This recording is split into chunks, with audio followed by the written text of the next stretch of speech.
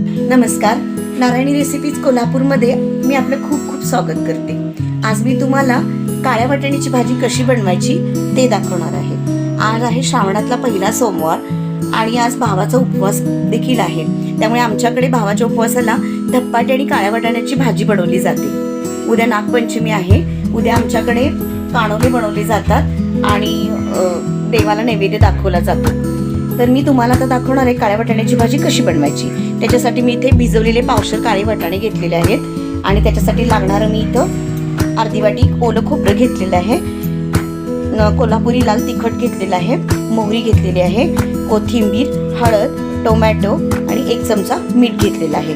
हा टोमॅटो मी इथं एक मोठा टोमॅटो होता, त्यातला अर्धा टोमॅटो मी यूज केलेला आहे भाजीसाठी। तर सगळ्यात पहिल्यांदा आपण हे काळे वाटाणे भिजलेले भाजून घेऊयात।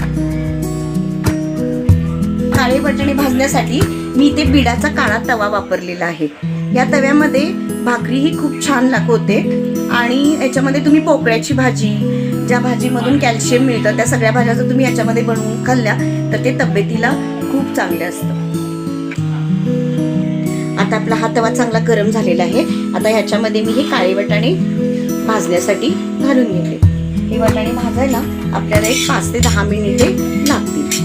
तुम्ही पाहू शकता अशा पद्धतीने हे वाटाणे आपण भाजून घ्यायचे। हे पहा, तुम्ही पाहू शकता आता हे वाटाणे मी अशा पद्धतीने थोडेसे डाग पडेपर्यंत भाजून घेतलेले आहेत।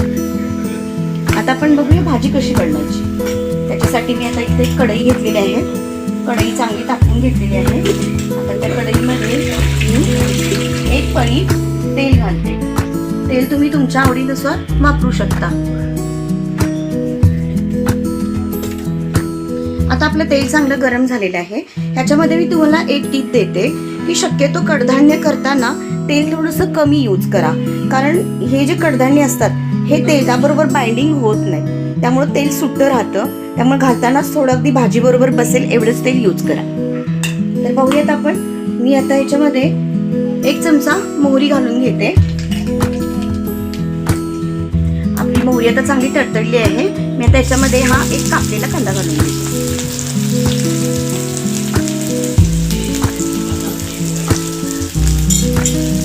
हा कांदा आपण गुलाबी रंगावर चांगला भाजून घेऊया।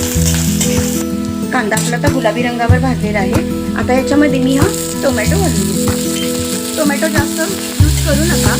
आता मी हे पावशेर वाटाणे घेतलेले, त्याच्यासाठी मी अर्धा टोमॅटो यूज केलेला आहे।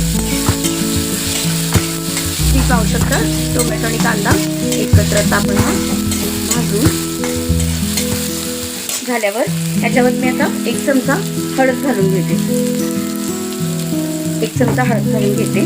हे कोल्हापुरी तिखट घेतलं होतं मी 3 चमचे, ते मी घालून घेते।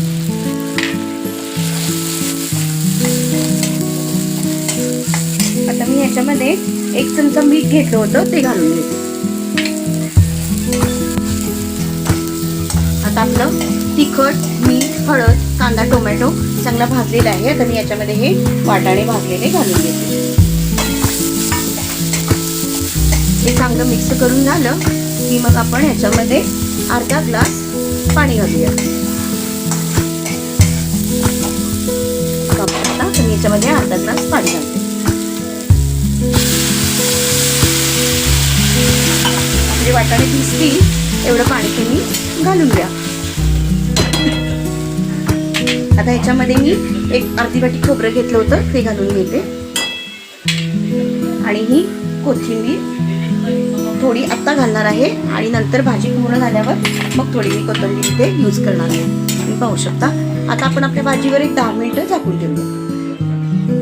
चला एक 5 मिनिटानं आपण भाजी चेक करूया। हे पहा, तुम्ही पाहू शकता भाजीला चांगली आपल्या उकळी फुटलेली आहे।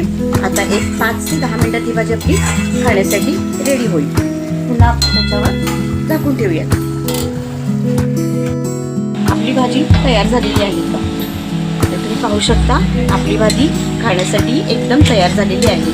ही माझ्या काळ्या वाटाण्याच्या भाजीची रेसिपी तुम्हाला आवडली असेल तर माझ्या नारायणी रेसिपीज कोल्हापूर या चॅनलला लाईक करा, शेअर करा